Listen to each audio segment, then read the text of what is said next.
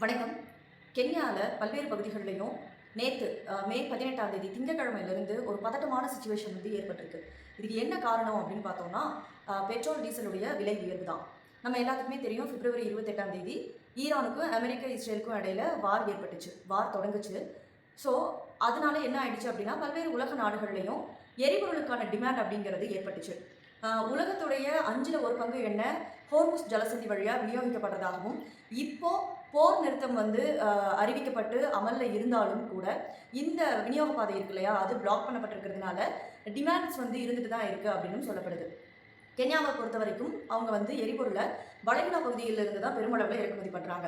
இந்த சூழலில் தான் பெட்ரோல் மற்றும் டீசலுடைய விலையை வந்து உயர்த்தியிருக்காங்க. இங்கே பார்த்தோம் அப்படின்னா, கென்யாவுடைய கேபிட்டல் நைரோபியில் 1 லிட்டர் சூப்பர் பெட்ரோல் 206.97 ஷில்லிங்க்கு வித்துட்டு இருந்தாங்க.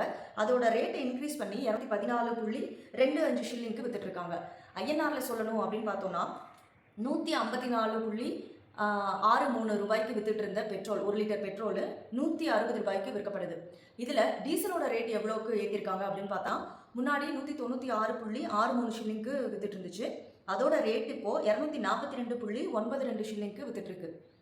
இந்தியன் ருபீஸில் சொல்லணும்னா 146 ரூபாய்க்கு வித்துட்டு இருந்த டீசல் 180 ரூபாய்க்கு விற்கப்படுது. ஸோ இதனால என்ன பிரச்சனை அப்படின்னு பார்த்தோம்னா, இந்த டிரான்ஸ்போர்ட் ப்ரொவைடர்ஸ் எல்லாம் இருப்பாங்க இல்லையா, இவ்வளோக்கு நீங்கள் விற்றீங்கன்னா நாங்கள் எப்படி பெட்ரோல் டீசல் வந்து யூஸ் பண்ணுறது அப்படின்னு ஸ்ட்ரைக் வந்து அனௌன்ஸ் பண்ணுறோம் அப்படின்னு மே 18ஆம் தேதி மிட் நைட்டு 12 மணிலேருந்து இந்த ஸ்ட்ரைக் வந்து அமலுக்கு வருது அப்படின்னு சொல்லிட்டு நேற்று எல்லாமே வந்து இந்த டிரான்ஸ்போர்ட் ப்ரொவைடர்ஸ் யாருமே வந்து ஓகே பண்ணல. ஸோ வந்து இங்கே வந்து பஸ்ஸு கிடையாது இல்லையா, மினி பஸ் மாதிரி தான் இருக்கும், ப்ளஸ் வந்து நம்ம ஷேர் ஹோட்டல்ஸ் மாதிரி தான் இருக்கும், and bike taxis available. So இது எதுவுமே வந்து நேற்று வந்து இயங்கலை. அதே மாதிரி இவங்க இந்த போராட்டக்காரர்கள் என்ன பண்ணியிருக்காங்க அப்படின்னா, நைரோபியுடைய கென்யாவுடைய கேபிட்டல் நைரோபி, ஸோ இங்கே இருக்கக்கூடிய முக்கியமான இடங்களில் டயர் வச்சு எரிக்கிறது, அதுக்கப்புறம் வந்து சிட்டியை வந்து மற்ற பகுதிகளுக்கு கனெக்ட் பண்ணக்கூடிய முக்கியமான கனெக்டிங் ரோட்ஸில் வந்து டயர் வச்சு கொளுத்துறது, கல்லை வச்சு மறிக்கிறது, இந்த மாதிரியான விஷயங்கள்ல எல்லாம் ஈடுபட்டிருக்கிறாங்க. அது மட்டும் இல்லாமல் போலீஸ் டிபார்ட்மெண்ட்டோடைய 5 வெஹிக்கிள்ஸ் வந்து கொளுத்தப்பட்டிருக்கு. அதே மாதிரி பப்ளிக்குடைய ஒரு வெஹிக்கிள் கொளுத்தப்பட்டிருக்கிறதாகவும் நமக்கு வந்து இங்கே இருக்கக்கூடிய நியூஸ் பேப்பர் அண்ட் சேனல்ஸ் மூலமாக தகவல் தெரிய வந்திருக்கு. அது மட்டும் இல்லாமல் இந்த மாதிரியான போராட்டக்காரர்களுடைய செயலால் போலீஸ்காரங்க என்ன பண்ணியிருக்காங்கன்னா, கண்ணீர் புகை கொண்டு வீசியிருக்காங்க. இந்த கலவரத்தில் வந்து மொத்தமாகவே இப்போ நாட்டில் பல்வேறு பகுதிகளில் இந்த மாதிரியான சுச்சுவேஷன் ஏற்பட்டிருக்கு. இதனால் இதில் வந்து ஒரு 4 பேர் உயிரிழந்திருக்கிறதாகவும் தெரிய வந்திருக்கு. 30 பேர் வந்து காயமடைஞ்சதாகவும், இந்த கலவரம் தொடர்பாக மொத்தமாக 348 பேர் கைது செய்யப்பட்டிருக்கிறதாகவும் போலீஸ் டிபார்ட்மெண்ட் தரப்புல இருந்து சொல்லப்பட்டிருக்கு. சரி, இந்த ஸ்ட்ரைக்னால என்ன ஆச்சு அப்படின்னு பார்த்தோம்னா, வேலைக்கு போகிறவங்க, ஸ்கூல் போகிறவங்க, காலேஜ் போகிறவங்க யாருமே வந்து எங்கேயுமே நகரவே முடியலை. நேற்று வந்து சில ஸ்கூல்ஸ் எல்லாம் வந்து சேஃப்டி பொறுத்து நீங்கள் அனுப்புங்க அப்படின்னு வந்து சொல்லியிருந்தாங்க.